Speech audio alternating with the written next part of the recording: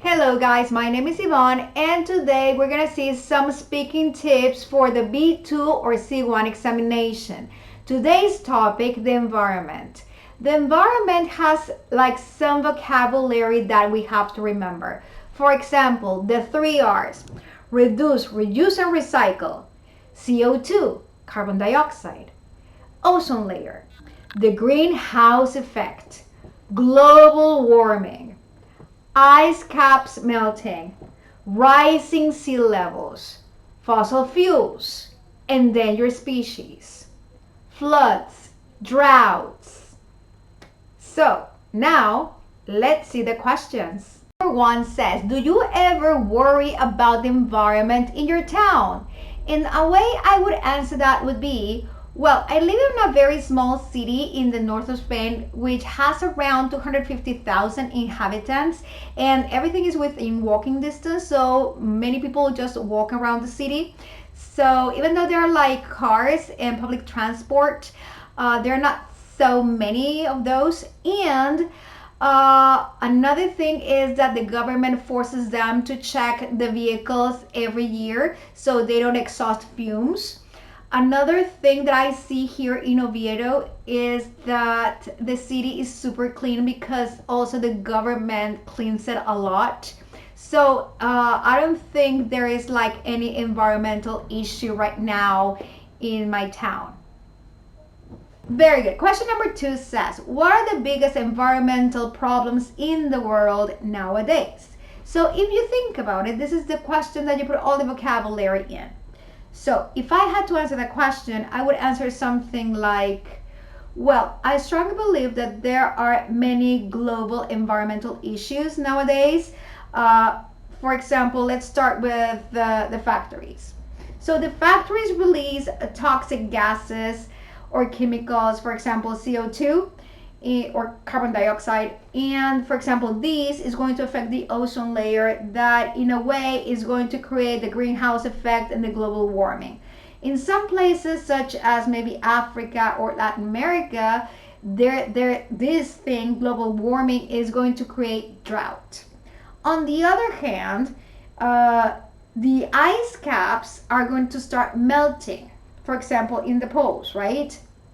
And this is going to create the sea levels to rise. So in other areas of the world, we're gonna have floods, okay? And these droughts and these floods are going to create different ecosystems and therefore are going to affect the species. So as you see, everything, I mean, it's like a domino effect, right? So yeah, there are so many issues nowadays that we have to be so careful about them. So we have to take care of our environment. Question number 3 says, do you think there will be a problem with clean water in your country? So my country right now is Spain. So I would say something like, I don't think there will be a problem with clean water in Spain, because I strongly believe that the water system is very efficient here. I remember when I arrived in Madrid and I was at the hotel and I went down to the reception area and I asked the receptionist if I could drink water from the tap. She said, of course you can drink water from the tap. You are in Madrid. The water here is perfectly drinkable, you know. So, and ever since, I could see that all the people drink from the tap with no problem whatsoever. And I think there is no problem with water, with clean water here, or there will be a problem with clean water in the future.